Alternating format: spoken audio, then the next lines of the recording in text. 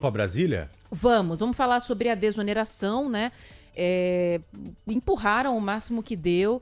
A promessa agora é de discutir como vai ser feita a compensação, essa questão da desoneração das empresas. Lembra daquela medida provisória que saiu no final do ano passado, pegou todo mundo de surpresa, depois de uma decisão do Congresso de derrubar o veto do presidente Lula, a permanência da desoneração aos 17 setores que mais empregam aqui no Brasil. O governo disse que ia derrubar a SMP, que ia derrubar a SMB e finalmente hoje derrubou.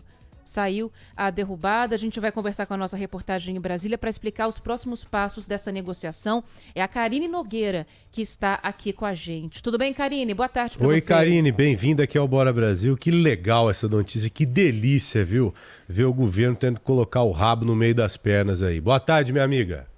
Boa tarde, Joel. Boa tarde, Ana Paula e todos que nos acompanham. Exatamente, o governo federal deve enviar nos próximos dias o projeto de lei que trata sobre a possibilidade de reoneração das folhas de pagamento dos 17 setores que mais empregam na economia do Brasil. A medida ocorre depois do presidente Lula ter revogado a parte que trata sobre o tema dentro da medida provisória que já está no Congresso e que tinha gerado insatisfação no Legislativo. Segundo o Palácio do Planalto, a decisão é fruto de um acordo de líderes partidários com a equipe econômica do Executivo. O ministro das Relações Institucionais, Alexandre Padilha, detalha outros 2 pontos que permanecerão no texto da medida provisória e que podem aumentar a arrecadação. Isso vai permitir que a gente possa continuar tratando, no âmbito da medida provisória, discutindo e negociando com o Congresso Nacional, os pontos relacionados ao PES, que é um programa criado ainda na época da pandemia. A pandemia já acabou, os setores de eventos, mas que continuava e começa a gerar um impacto na saúde das contas públicas muito grande, e também o tema da compensação tributária. Continuam 2 temas centrais que já vem sendo feito um diálogo e uma negociação com o Congresso Nacional.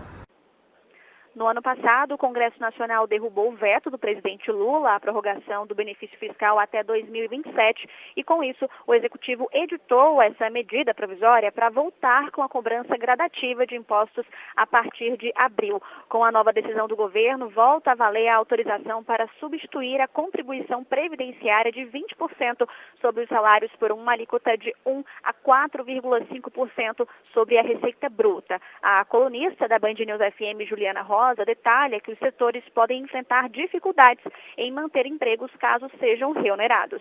O que as empresas estão argumentando é que se voltar ao que era, uma medida que vale desde 2011, vai ficar mais caro contratar e que eles vão ter dificuldade ali de manter os empregos e estão ameaçando demitir. Ontem recebi que da indústria calçadista, a indústria da construção civil também tem falado sobre isso.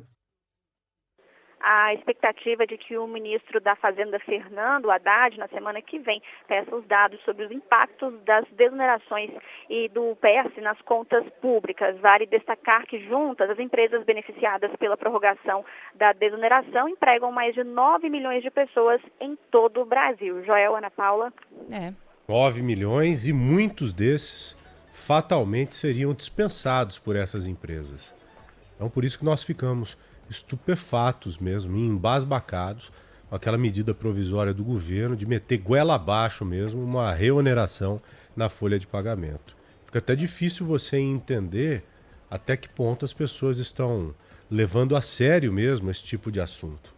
Porque é tão lógico pra gente, se você facilita a vida do empresário, ele vai ter condição de empregar mais pessoas. Ao passo, se você tributar, o Brasil é um dos únicos países que tributa de uma forma ferrenha mesmo, folha de pagamento, salário, já está errado por aí, para começo de conversa já está errado. Então, se você dificultar ainda mais a vida do empresário, que é um verdadeiro herói aqui no Brasil, nós teremos mais pessoas desempregadas, é uma coisa muito lógica. O Brasil precisa arrecadar mais. Não necessariamente arrecadar mais. Precisa trabalhar para diminuir despesa. Você aí na sua casa, quando a conta aperta, quando o bicho começa a pegar, você não vai conter despesa? Você não vai cortar algumas coisas, entre aspas, supérfluas, às vezes algumas coisas que são essenciais, mas você tem que passar a preteri-las? Exatamente. A vida da gente é assim. O governo tem que cortar na máquina pública. O Congresso precisa começar a trabalhar isso com seriedade a ponto de reduzir o tamanho da despesa que eles são para a gente. O tamanho da despesa que eles representam para o Brasil. Não tem cabimento esse tanto de gente desocupada recebendo dinheiro do povo. Nós temos que criar um ponto de equilíbrio. E ponto de equilíbrio não necessariamente está, repito, em você arrecadar mais. Tem que começar pela tarefa de casa, diminuindo despesa. E, simultaneamente, indo atrás de arrecadação, mas de uma forma coerente. Não esfolando o empresário. O empresário que emprega pessoas, que coloca comida na mesa do cidadão que está me ouvindo agora. Na mesa da minha casa. Entendeu?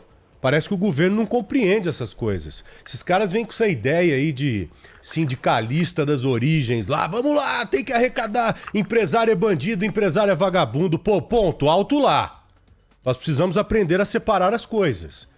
E esse governo precisa avançar muito nesse quesito. Muito. Porque está engatinhando.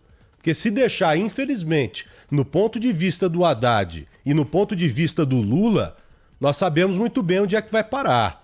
Nós precisamos de um ponto equilíbrio. Eles precisam baixar um pouco a bola para saber negociar corretamente, para saber arrecadar de uma forma um pouco mais justa, saber cortar um pouco de despesa e não ficar com essa gritaria aí do discurso de antigamente que colava e de que hoje não cola mais.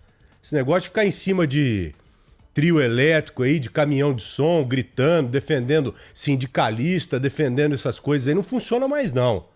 As coisas não funcionam goela abaixo mais. O povo avançou muito, graças a Deus. E tem uma coisa que o Congresso vinha pressionando, Karine, não sei se tem alguma atualização em relação a isso, que é justamente a do corte de despesas, né? Quando o governo soltou aquela MP no final do ano passado, acho que foi até o Arthur Lira mesmo que disse, né? Falou a respeito disso, que era necessário, agora eu não tenho certeza se exatamente foi ele, mas que era necessário fazer o caminho contrário. Justamente isso que o Joel está falando, do corte de despesas do governo, ao invés de só aumentar a tributação. Sobre isso, né? Isso aí acabou caindo no esquecimento ou tem algo sendo discutido em Brasília?